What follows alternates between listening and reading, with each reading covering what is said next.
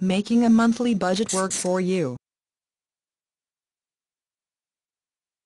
Here are great suggestions you can use in coming up with a personal or household monthly budget that will help you make the most out of your financial resources.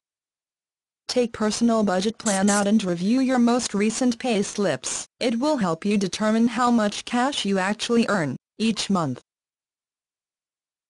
This way, you will know how much funds you can allocate for covering the costs you incur on a monthly basis, and for establishing a personal savings account or a contingency fund. For couples or families out there, we suggest you consider and review your combined household earnings. This way, you can determine your accumulated income, which you can use not just for supporting the current expenses of your household but also for anticipating family milestones, like sending your children to school, buying your dream car or house, or for preparing for your retirement.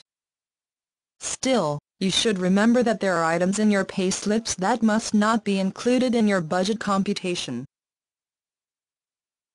For instance, overtime pay should never be involved in your budget. After all, such income is never stable nor readily available. Figure out how much cash you spend each month. To do this, you should get your hands on the proofs of payment, receipts, and billing statements you received for the past few months. After all, such records and financial files will help you determine the items you actually spend cash on. Pay close attention to the products or services you cannot live without, and don't forget to determine how much cash you submit to your lenders and credit card issuers each month. After all, your credit payments should also be included in your list of expenses.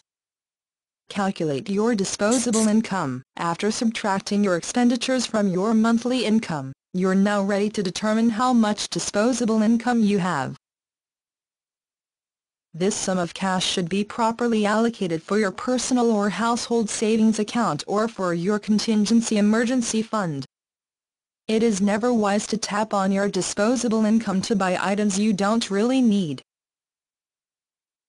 After all, such unwise decision could leave you with meager funds you can use for covering emergency expenses, which will then force you to sign up for high-interest credit programs.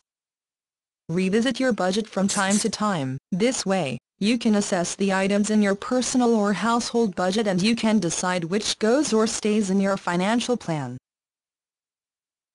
This is very important so that you can easily cut down on products or services you don't really need and which could cause your monthly expenses to balloon out. Now, what should you do with the freed up cash? Well, you can use it for a variety of purposes. First and foremost, you can decide to deposit it to your personal or family savings account, which you can eventually use for supporting an urgent need. Or, you may decide to use it for gradually settling your outstanding credit card debt, most especially if your existing lines of credit carry extremely high rates of interest and charges. By doing so, you can potentially save a great deal of cash on your interest payments and in time, you can attain relief from all forms of debt.